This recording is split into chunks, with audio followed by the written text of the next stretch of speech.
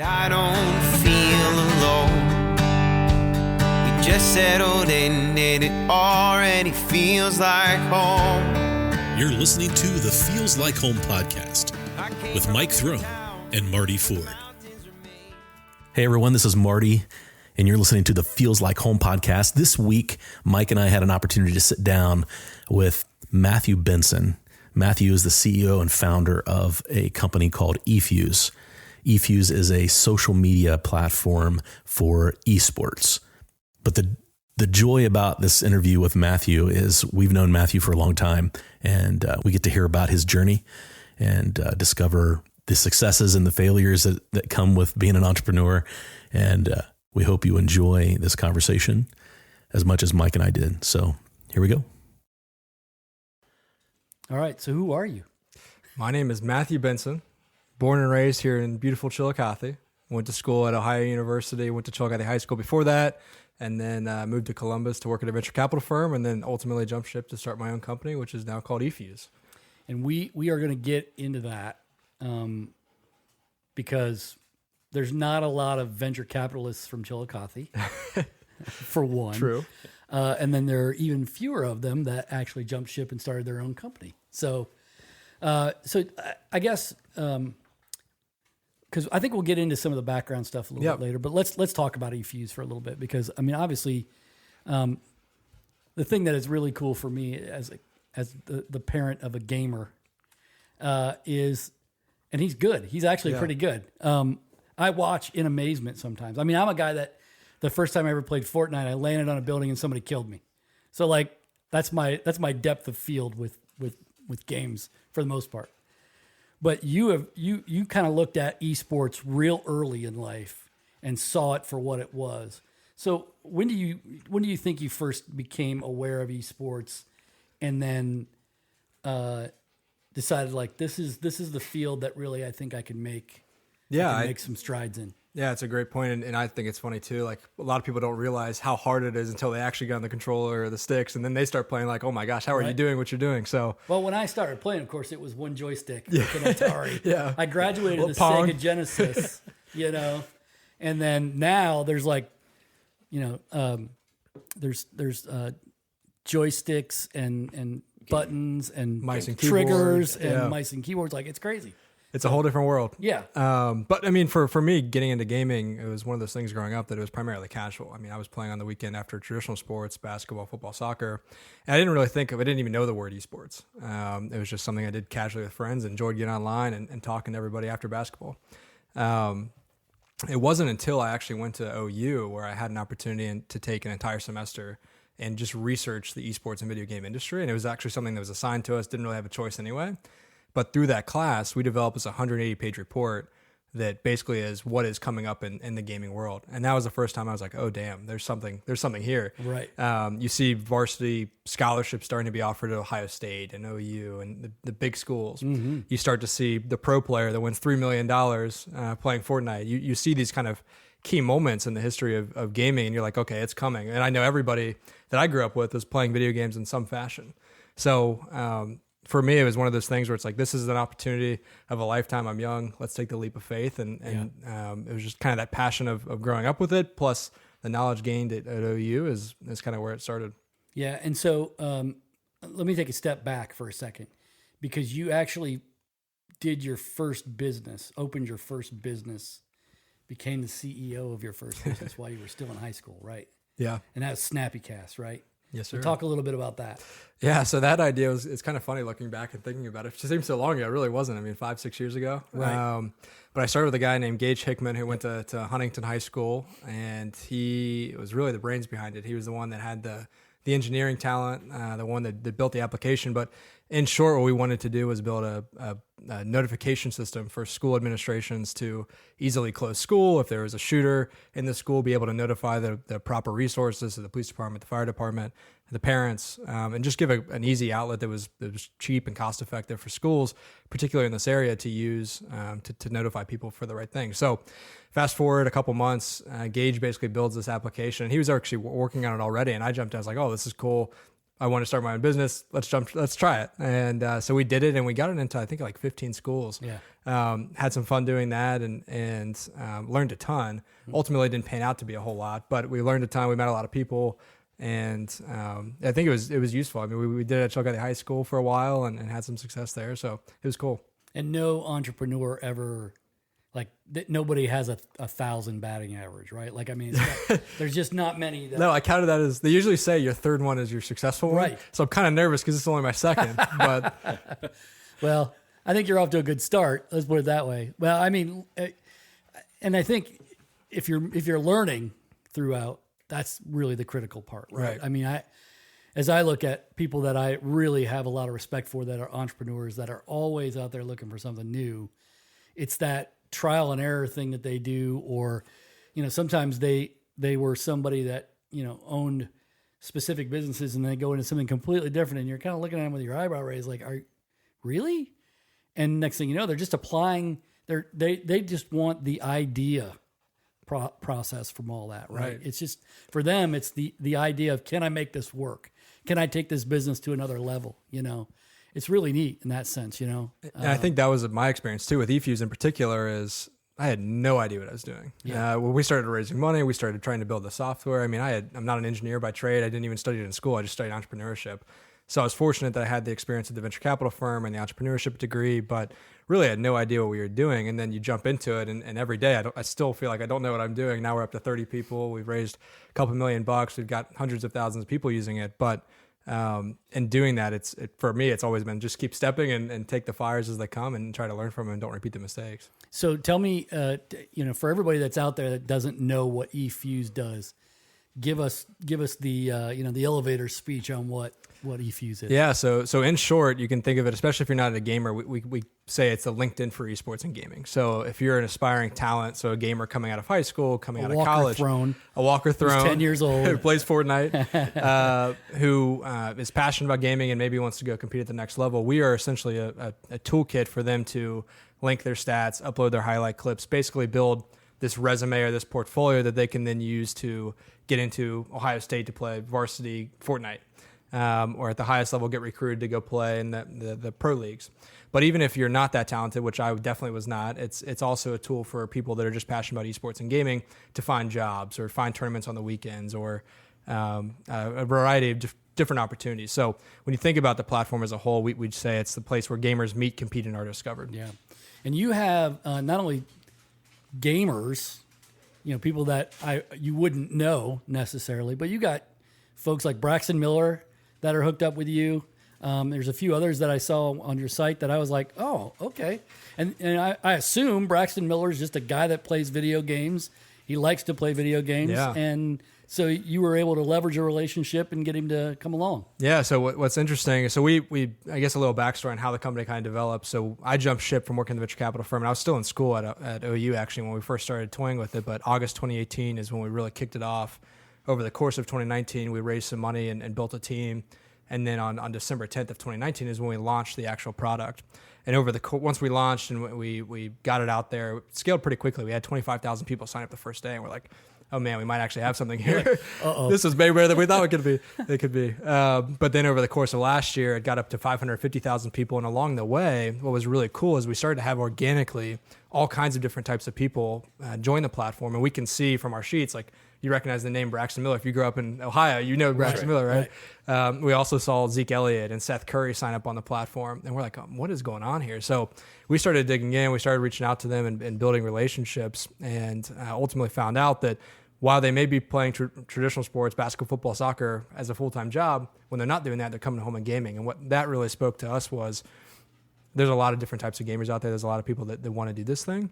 And from there, we've been able to build really great relationships. So some of those individuals have become investors. So Zeke Elliott, Odell Beckham Jr., Seth Curry, Chase Winovich, which is a Michigan guy. But all of those have now invested in eFuse and are active users of the platform. So it's been pretty cool. That is really neat. And it's such a really cool story because you filled a need. I mean, essentially what it comes down to is there are a lot of people out there that would like to, like you said, either go to college and play or become that next, insert really cool gamer that wins a lot of money name here, but they probably wouldn't know how to do it, right? So by providing the platform for them to do it, because I mean, if you're not, then you're just kind of trying to figure out. You might do YouTube videos. Right. My kid watches all of those. Yep. But even that's a hard medium to kind of break in. And, you look at a YouTube video, you're like, man, I'm not going to spend 20 minutes watching this guy. If they got clips somewhere and a lot of other things, it makes it a lot easier, Yeah, I think what excites me too is when you think about traditional sports, again, we often liken it to that because that's what people understand, right? But to be a really good basketball player, you've got to be 6'8", you got to be able to jump out of the gym. Right. To play video games Trust and play me, at any level. Me too. You can be really anybody. It doesn't require any physical attributes necessarily. So that opens the playing field to a lot of different people. And over the last year and a half, 2 years, as COVID's hit, it's brought in a lot of eyes into what the opportunities are that actually exist in gaming. Yeah. And we just happen to hit it at the right time with the right technology. And I think it's really exciting. I think we're only in like phase 1 or phase 2 of what this thing can really be too. And I think across Ohio, we're seeing... like Shawnee State has one of the best video game design programs in the entire nation. We're seeing a lot of other schools dig into this a little bit. I think UC's got one now. Yeah. And so, I look at it like, there's a Silicon Valley that's a real Silicon Valley. But what if we were the Silicon Valley for video gaming or, at least design? Because you can do design anywhere you want, right? And that's really a neat concept to kind of think about, as we try to figure out what Ohio's niche is moving forward, because, the Rust Belt is a real thing, and we had a lot of great industries for a long time, but they're gone now. And so as we try to figure out where the next step is, these types of technologies are really going to be the future, I think, for us, I would agree. And I just a quick kind of context on Columbus too. So this might blow some people's minds, but there's actually a Call of Duty league. So you probably heard your kids talk about Call of Duty, right? Oh, yeah. And they have a league where the buy-in for a franchise slot was $25 million the first year, which is insane, right? So you've got teams in Atlanta, you've got them in Chicago, you've got them in LA, and they're playing just like you would the NBA. They're getting together, they're playing. But what's really interesting is the home base for the initial start of that was actually in Columbus. Wow. So they would fly them into Easton. You'd have these players from all over the world. Even they have a team in, I think, France and London as well, that will fly in, play in Easton, record it all there, and then push it out on the different social platforms. But there's been a really big facility built there. We were there, obviously, in Columbus. And then there's another company called Esports Engine that has built an entire business about being the best esports event provider in the world. So it's just really interesting to see that in Columbus, you've got all those assets to your point, and we've kind of made a name for ourselves in the Midwest for being that esports home. And if you're putting $25 million or somebody's putting up $25 million to have a franchise in esports, that pressure is real, like the relief pitcher in baseball, the quarterback in football. It's ruthless. I mean, it's got the Haslam family, amazing. which obviously owns the Browns and owns the Crew now. They own a team down in Florida, the Florida Misfits. $25 million buy-in for that one, and then they own a couple other ones as well. Yeah. So, really interesting. And it'll be interesting to see how that evolves, right? I mean, it would be absurd 10 years ago to hear that people that own professional sports franchises in football and soccer also own this gaming franchise, right? Yeah. But it's just it's a different time. And I think the pandemic's probably made it even. I mean, I know at my house, my kid is playing more. We've had to limit his time. But, I know that a lot of people are getting into it. I know the bubbles last year for MLB and NBA, they talked about how it was really important for these guys to have some connection with people outside the bubble, So it becomes an interesting. Yeah. Speaking of that, quick aside. So they ran a Madden tournament while they were in the bubble for the NBA, and we were the event providers for them. So they used the eFuse platform to put on the event. So it was really cool. But yeah, you're totally right with COVID. I mean, it was just a catalyst. It kind of showed how vulnerable traditional sports and specifically in collegiate and pro sports, how vulnerable they can really be. And gaming didn't miss a beat. It actually skyrocketed when it comes to viewership. It comes to time played, people playing. Yeah, well, it's like the perfect storm for you, right? You launched just a few months before the lockdown started happening, and what else do you do when you're locked down? You're in front of your computer And so I could see where you really had an opportunity to grow That fast. was complete luck. But Yeah. and it's kind of, it was weird. It's still weird to say like our business actually grew through COVID. I don't think there's many that can say that. I mean, it was a blessing in disguise for us, for sure. Yeah. Yeah, I mean, when you think about it, there's so much about what you're doing right now that could be expanded upon. It's really sort of limitless once, even when the pandemic gets over, people are, they're establishing habits now. They're going to want to continue, right? Yeah. I know that my son waits for the next season of Fortnite like it's the next season of, some It's great like Christmas show. Yeah, every it's couple like, months. oh yeah, I mean it's crazy. And we bought the Xbox. It would have been probably about the time that you opened up. It would have been 2018, I think. And really, all he did was play the first. We just basically played sports games on it, baseball game and Madden. And a buddy of mine came over, and he's about your age, a little bit older, and he came over and he's like, "Oh, you ought to show him this game, Fortnite."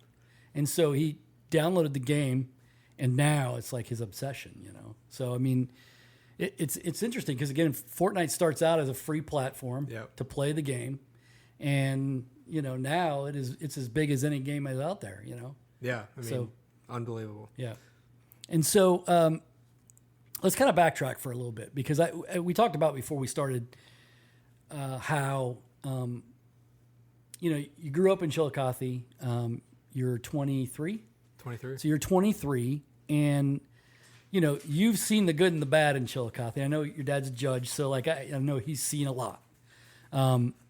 But you grew up in a time that was somewhat tumultuous, but then also very, very good. You've seen us kind of come through on the other side, and obviously you come back quite a bit. So I'm curious for you, growing up in the tumultuous time, what was that like for you, and how did you experience when you had conversations with people outside the community like, oh, you're from Chillicothe? Oh, interesting, Absolutely. And I think growing up, I mean, that was great. I mean, I really did enjoy living here. I don't think I realized what it was until I moved out and had people say, oh, that's where the heroin epidemic is, right? I mean, that's what it was associated with. Or I drive through town and it smells kind of funky. Yeah. Those Still are, is yeah, today. but a lot of people will always comment about Krispy Kreme. So that's the good, right? There we go. But now it's kind of funny because I have friends that went to OU or that go to Columbus that will come down here just to hang out for the day. Yeah. And tonight, even before I came up here, we were just talking about it earlier. I was sitting at Rose Coffee, and I can't remember a time growing up where we were downtown, hanging out outside, enjoying food, talking to people, seeing. I mean, it just felt like community down there. Yeah. So it's definitely changed a ton. I think you've seen entrepreneurship be a huge catalyst for that. Yeah, There's so many great businesses that have come in, and they seem very different than most that are available in Southern Ohio. So. It's been an incredible growth, but I love Chillicothe, and I come down very frequently. Yeah. I guess it's too much for me to ask you to move your business here, right? So, we've thought about a satellite office. Well, we can find you a spot. Don't worry. You're talking to the right man over there. But how did growing up here influence you on the entrepreneurship side? What did you see, or was it just something that maybe you observed? Maybe Mark Cuban is your idol or somebody, like, I don't know. Tell me who your idols are, and how did living here sort of influence that entrepreneurship in you? Yeah, one thing that I looking back on growing up here that I'm really grateful for is I think Chillicothe is a very diverse place when you really look at it, and comparatively just the other cities in Southern Ohio, right? From a socioeconomic standpoint, from a racial standpoint, I just felt like I was exposed to a lot of different perspectives. Yeah. And that really enabled me going to OU to explore those perspectives and think about them and challenge myself and challenge kind of my beliefs and values. And then moving into the business world, when you talk about gaming, there's all kinds of different types of gamers from all different types of backgrounds. Yeah. So I think that was a really crucial thing for me growing up. But I think as a whole, entrepreneurship for me was not something that I necessarily thought I would do. I always had a passion to build something on my own. Mm-hmm. I don't think I even really knew what entrepreneurship was. I did follow Shark Tank pretty frequently. Right. But my journey I always thought was going to be, Dad was a lawyer in town for some time, and now is a judge, and just thought I'd come work at the practice, which my older brother has done, and has a great family here, and he loves that. But as I grew older and just realized that wasn't what I wanted to do, I wanted to try to build something new and make a name for myself and outside of Chillicothe too. Yeah. So fast forward, really when I was at OU was the first time where I said, you know what, I'll try this entrepreneurship degree. It was brand new. It was the first year that they had launched it. So went down there, tried it, and I actually met a professor who was a serial entrepreneur named Paul Benedict, who I'm still very close with. And he was the one that really sold me on entrepreneurship and showed me what it could do to communities.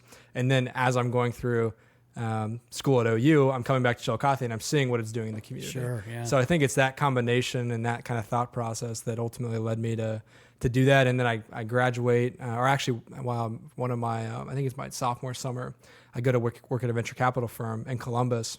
And I explain it to people as that's a slowed down Shark Tank. Mm-hmm. We're basically taking a couple months to pick a business, but we're investing $500,000 to $2 million into a company. And I got to see it from somebody who lived in Silicon Valley for 20 years, had some great success out there, and had come back to the Midwest to build a new Silicon Valley here. His name's Bill Baumel. So all of those experiences kind of led me to see the value that entrepreneurship could bring to the table, as well as my own ambitions to build something of my own and have meaningful impact, both here, but also across the world too. Yeah, that's cool. When I look at the trajectory that we've had over the last decade, one of the things that I'm most proud of is that people are just taking risks. I think we got a little in our own head for a while, and we were just like, we just can't afford any risks around here, right? Like, it's just, who knows what's going to happen with the paper mill, and who knows what's going to happen with this. And so I think it just bred in us a fear of trying.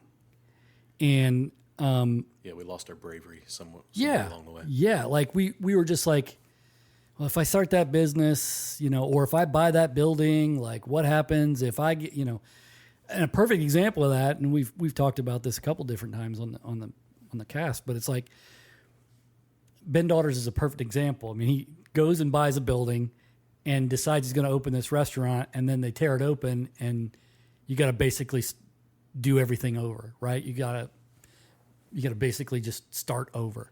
And that, to me, I've said this a million times, like that would have been the end for me. Like, okay, I bought a lemon of a building. How can I sell this thing? I'm probably done.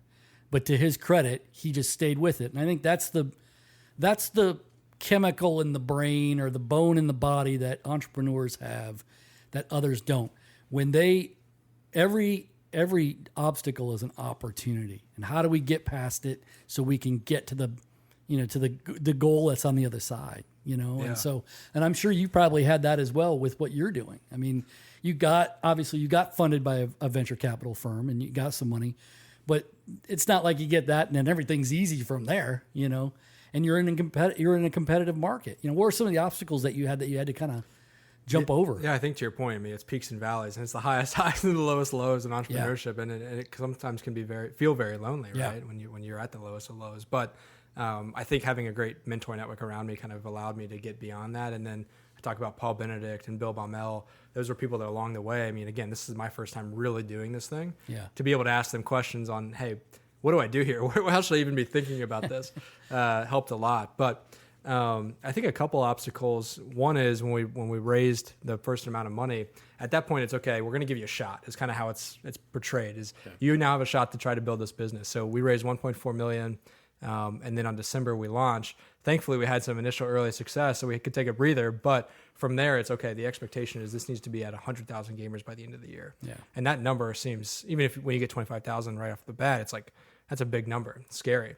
And you can't throw money at every problem. And you don't know when you're going to plateau, right? You don't know when you're going to plateau. You get that initial surge, and you're like, yep, we're going. And then you don't know if it's going to be a month, 2 months, a year, whatever. Yeah, and it's one thing to get them there. It's another thing to retain them, too. Yeah. So that in our world, that's the name of the game. Like, if you don't have retention in the product, then it doesn't matter. Right.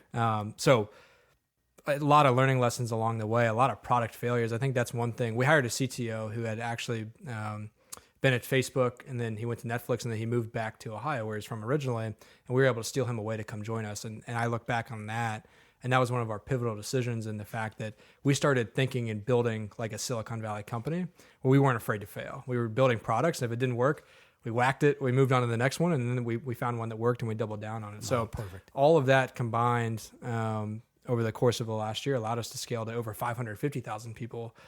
COVID obviously helped that a little bit too, as we already talked about. But it's peaks and valleys, and it's been a fun ride so far. Yeah, my wife's in real estate, and she talks about this a lot too. She can ride high for 3 months, and then it's like 2 months of just barren wasteland. Yep. And you just, if you know that going in and you feel you're okay with that, or you at least know how to navigate it, it gets a little easier. But if that first time when you get that, it's got to be kind of like a punch across the nose, like, oh man, it's not always going to be 25,000, Right. Or, we get 25,000 and we lose 5, like, ooh, that's a little bit of a shock, I think having people around you that can help talk through those things. And it sounds like you've had that with some of the folks that have mentored you and even some of the folks that are in the room with you, right? Absolutely. And I think that's one of the reasons I come back a lot, I think, is it not only grounds me, but it kind of it puts me at ease. It mellows me out. I just feel comfortable back home. And, Sure. And I have people that knew me all the way growing up, and you all both, right? Yeah. You were in my life pretty much from day one. And I love that. And I love being able to see people on the street that I grew up with and say hi and have a genuine relationship with. So it's things like that I think mellow it out. But yeah, mentors and just support has been crucial for our journey so far. Yeah, it's always a good day when I'm walking in downtown and I see Matt at one of our coffee shops and he's in there working. I can tell he's working, or at least I hope he's working. And then I like it, hey man, and then it actually reminded me that I had to send him a message to have him come on. So that worked out pretty well. It did work out well. So let's also talk a little bit about where you think this is going and what your goals and your visions are moving forward. Obviously, when you have the success that you've had over the last couple of years, then the bar becomes pretty high, right? But I don't look at you as a guy, and I don't know you super well, but you don't appear to be a guy that is real content with where you're at. You want to keep achieving and keep doing, and so where do you see, what are your immediate goals right now? And then we'll talk a little bit about the deeper goals. Yeah, I think the immediate goals right now are increase the number of people on the platform. So this year we want to go from 500,000 to 2.5 million. Seems like a big number. We went from $0 in revenue last year, hopefully do $5 million in revenue this year. We're scaling the team up pretty significantly. We had 5 at the launch. We're now up to 30. So all of those things are just continuing to double down on that. But as far as the scale of the business, we talked about Bill Baum earlier, one of our advisors and investors, he often uses the phrase in startup world of there's 3 different phases. You have to go 0 to 1, you've got to go 1 to 10, and then you've got to go 10 to 100. Yeah. And we just did the 0 to 1. We did it pretty well. But now it's like, okay, erase that from your memory, chalk it up as a 0. Now we're on from 1 to 10. Can we do that? So it's a different set of problems, a different set of challenges. But for us, it's how can we grow gracefully, both in the team and the product, and continue to get people onto the platform. And there are plenty of experiences that we've seen where businesses get that really good start of 0 to 1, and then they can't navigate the 1 to 10. Yep. Or even worse, they can't. Maybe they try to go, 1 to 100. Yeah, too quick. So what do you have in place to say, okay, we're going to focus on that 1 to 10? It's a great question, and it's something I struggle with a lot. You say I struggle to stay content. That's very true. I want to do everything, and when you look at gaming and esports, it's a very wide open market right now. There's so much going on, and I just want to grab up as much as possible, but staying in the lane and saying, hey, we want to be the LinkedIn for esports and gaming. How do we help get talent discovered and recruited most effectively? Let's do that. That's our bread and butter. Right. And then we can test a little bit outside of that, but let's not go too far, not try to boil the ocean in essence. So I think it's continuing to have mentors. I also think we've put a great team in place that has, some of them have already done startups. Some of them worked for the best companies in the world. Having them come in and excel at their jobs, we would not be here without the team we've built. So I think it's a combo of the advisors plus the team. So are you having good demonstrated success with getting people to colleges to do esports? Talk a little bit about that. Yeah, the impact has been really, really cool. We've had a variety of different kind of scenarios. So we've had, there was one kid, it was our first scholarship we ever had on the platform. It was a guy named Pablo, who was first generation student here in the States. He's from Venezuela originally, didn't speak any English, taught himself. His parents still don't speak English. but he was playing Rocket League, which for those of you that aren't familiar, it's basically soccer with cars. Yep. So he's playing this game. He gets really good, and he plays in one of our combines. So we put on these like combines, just like you would for basketball, football, soccer. That's amazing. And we have a coach from UCLA pop in and sees Pablo, and he ends up getting a $5,000 scholarship that day. Just like, hey, here's the scholarship, but then also gets recruited now as a full ride to UCLA to play varsity Rocket League. So this kid is now a diehard EFU's advocate. We use him in a lot of different stuff, and he still plays in our combines, even though he's been recruited and accepted. And he's actually going to be a freshman this coming year. So that's a really cool story. Who he wouldn't have gone to college otherwise. And then there was another one a couple weeks ago, another combine. A kid from, I think it's Minford, Ohio. Mm-hmm. He's somewhere in Ohio. He's rural, but he got recruited by Boise State, and Boise State's got one of the best esports programs in the nation. Wow!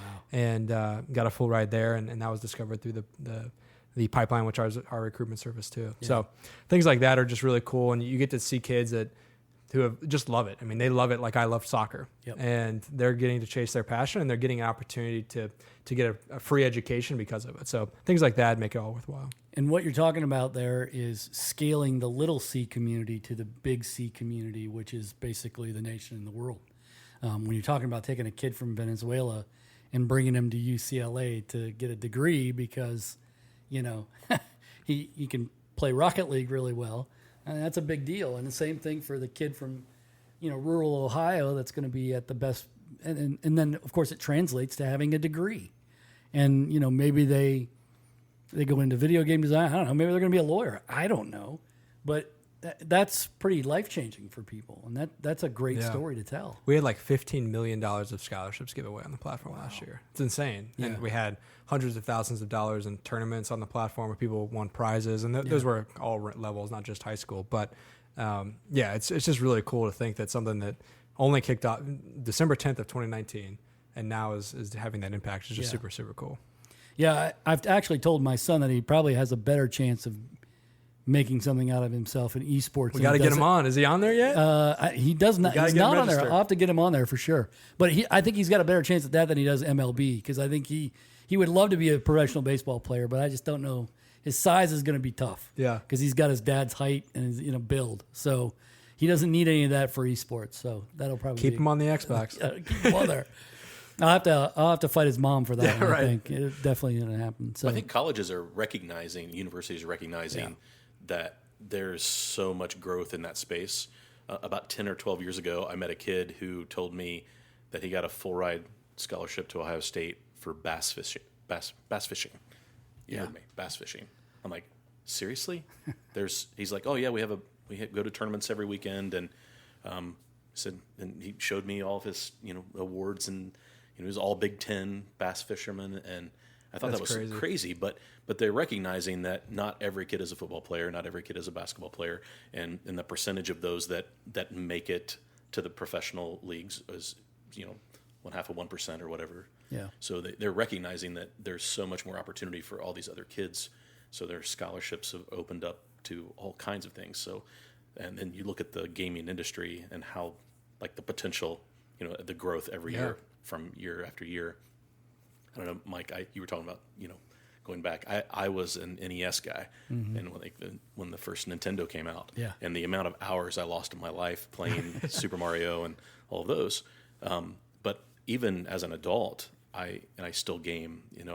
I enjoy Call of Duty. I enjoy some of those things. So it's not like, my dad was into Nintendo, and he was, he struggled a little bit, but it's amazing how we've watched that become a sport. Yeah. And like you said, you have combines, you have things that treat it like it's a sport, because it comes down to it has the pressures that a sport has. And I think that's why it's called esports now, because now those players are feeling the pressure that other sports provide. And that's well, and if you think about it, when you played and when I played, the refrain from our parents was always, you can't do that as a career. You can't do that as a job. Can't say that. Well, now you can. Yeah, look, mom and dad. Yeah, here's a guy who's actually doing some of that. He's not playing necessarily, but he's he's creating the playing field for everybody to be on. Well, and where you see where the growth is in small business. Yeah. Like right now, like they're saying that the fastest growing small business is YouTube, right? And so now you have, I mean, you can go and find thousands upon thousands upon thousands of videos on YouTube and Twitch and those kind of services of people playing esports. Yeah. And that amazes me, like water cooler talk at work with our younger staff. I'll go into the kitchen in the morning to grab coffee, and the young guys are talking about gaming the night before. Yeah. I mean, it's water cooler talk now. Mm-hmm. So it's so much different. It's amazing where it's gone. Yeah. We got a stat the other day that it had surveyed, I forget the age, I'll have to look it up here, but I think it was 17 to 21-year-olds. And what do you hope your career is? And the number one answer used to be like astronaut, and now it's YouTuber. Yep. They want to be a YouTuber. Yeah. So to your point, that's the next generation.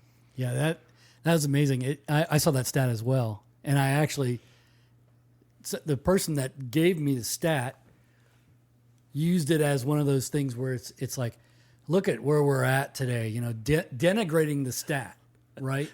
When to me, it's like, well, I don't know if you know this or not, but some of these YouTubers make more money than all three of us in this room combined, right? Like, so don't poo-poo it too much. I mean, well, it comes down to, like, if you're building a YouTube channel, not to get off the subject, but it's the same thing that you did, Matt, with you find your niche, right? And then you support it, you serve that, and you find ways to help them. You had a community of gamers that did not have a platform like this, and I thought it was interesting that you mentioned that you call yourselves kind of like the LinkedIn of esports, because you went the professional route with your social media, right? Being a social media platform, it's very professional. I was out there checking it out, and a long time ago when, like, you had reached out to me and said, "Hey, would you be willing to share this link to all your people, your friends on Facebook?" Yeah. I was like, "Yeah, sure, man. I'd love to help you out. It would just get the word out." So you start, looking to see what it was actually all about, and I just found it interesting that you did provide a service that was a huge need. And I think when you, as an entrepreneur, when you can figure out your why am I doing this, and then how can I make a difference and help, that's when it's successful. And so you're seeing that now in what you're providing. It's amazing. So when you launched, what was your marketing plan to launch? Was it, I mean, obviously sending out to your friends is part of that marketing plan. It's better not be all of it, but so what was your I don't have 25,000 friends. I can promise you that. But how many, what was the marketing plan like, and how has that evolved now? Because obviously once you get a little capital with your I mean, because you said you're at how many subscribers now? 550,000 people. So 550,000 people. I mean, obviously you did something that helped connect a lot of those folks. So what was that like, and how did you market yourself? So I don't know if you remember the old email queue system. When you sign up for the email queue. So what we did is we kind of reinstated that. It was actually an idea that my CTO had. So for you to join we had a beta registration. So you had to pre-register to get in, and we would let a wave in a day, basically, of 1,000 people. But to jump the order in the list, you had to invite people. So every person you invited, you jumped up another level. And from that's really where the 25,000 came from. So we all sent it out to our friends and said, "Hey, can you post this on your socials?" That was an initial jump. We had one big influencer named Choco Taco, who's out of Chicago. He's now become a really good friend of ours, who plays a game called PUBG, and now he's playing Warzone. But he also tweeted it out, and that was a big, I think he brought like 3,000 people himself. Wow. So it was just kind of that viral moment that was really cool, and I'm grateful that it happened that first kind of day, because it gave us a lot of validation. But you make a great point, and that's 25,000 initially. What's it look like beyond that? Once the queue's gone, what happens? Yep. We didn't have a great plan. The first 3 months, we didn't have a whole lot of more traction for a while, and then it was actually a new feature set that we had developed called Arena, and it's basically a way for people to create tournaments on the platform and invite their friends. That was the next big unlock. So of the 550,000 people that came, 250,000 came from that one offering.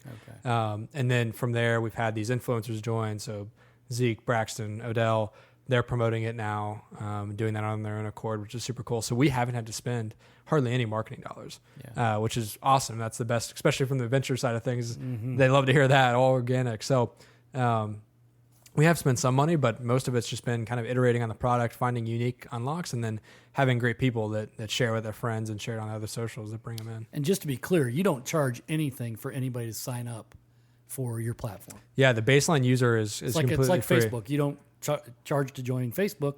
You don't do the same thing. 100%. 100%. We also don't serve ads. So when you go on the platform, you won't see any ads. So people always ask how we make money. So we're actually charging the other end of the spectrum. So the people that have the jobs, the tournaments, the team openings, they're paying to be on the platform. Okay. Which is fascinating to me, because you would think, and I think the first inclination for anybody that starts anything on social is, how do I monetize this via ads, right? But ads are fairly negative user experience at first. I hate them. Yeah. So, because I know, like, I have one baseball video game or app that I play on my phone. And the 3 years prior that I've played it, you had to play so many games before you could unlock the ad free. Yeah. This year, for the first time, they did it right off the bat, and I was like, $9.99, done. Yeah. Because it was worth it. They could have said $19.99, I would have paid. Yeah. Because you're right. It's that, and that's great that you haven't had to do that. But, Yeah. That's fascinating to me, because, and I think it's really interesting that you say, look, we didn't really have a good plan, because a lot of people in your position would probably be like, would like to give the air, hey, we did it all right. Look how we are right now. 550,000 people, learn from us. But there's some things that, you had to learn and think about, and you're probably still thinking about them, because at some point in time, you are going to have to market a little better. For sure. And so, but you have the time, and that's good too. Time is a great tool. Yeah, and having that runway because of the new round of funding. So we just raised another $6.5 million here recently because of the initial success, which was awesome. But we definitely made a lot of mistakes along the way. We hired the wrong people in some forms. Like we scaled up pretty quick. There was a couple people we had to let go. We made a couple of bad product decisions. We didn't have a marketing plan. So definitely some mistakes along the way. But what I'm really proud of is we haven't made the same mistakes over again. Yeah, we've learned from them as a team. Yeah, and that.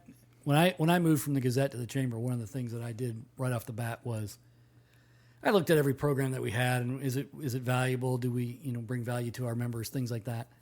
But one of the things that I did was I was just like, I'm going to try a lot of things and then see if they work. And I was lucky that most of the things worked, but there were a couple stinkers in there that I was like, yup, that did not work. So we're going to cut that out. We're not going to do that again, and we're going to act like it never happened. Yeah, that might not be the best way to do it, because I think sometimes acknowledging that it happened helps you learn a little bit more of a lesson. But I think not being afraid to do things is really where I think you make the difference. Yeah, you decided to jump. So many people think about it, have great ideas. I mean, that's the basis of being an entrepreneur, is having that great idea, and then how do you make it happen? And a lot of people just sit and spin and never take the leap. So that's great that you guys did that. So I'm going to say that this is the last question, but it may not be. But so do you see yourself staying in esports for most of your career? Are there other avenues and facets of business that you want to try to dig into? You want to go back and get that law degree at some point? Zero chance. I'm done with school. I am done with school. But I don't think I'll be in esports forever. I mean, I love building. Yeah. I think I'll always be building. And I could see myself returning back to the venture side at some point. I really enjoyed that. And I got exposed to a lot of different types of businesses. But I have the entrepreneurship bug for sure. I don't think I could ever go back and work another job. But not necessarily tied to esports. So hopefully we have positive outcome with this, whether it's bot or we take it all the way to an IPO. Who knows? There's a lot to be done and decided when that time comes. But we'll definitely jump back into something else. Yeah. Matt, thanks, man. This was great. I enjoyed it. What I really enjoy about your story is you're just a guy that, like I said earlier, we're both like this, where we like to be busy. You're busy making money.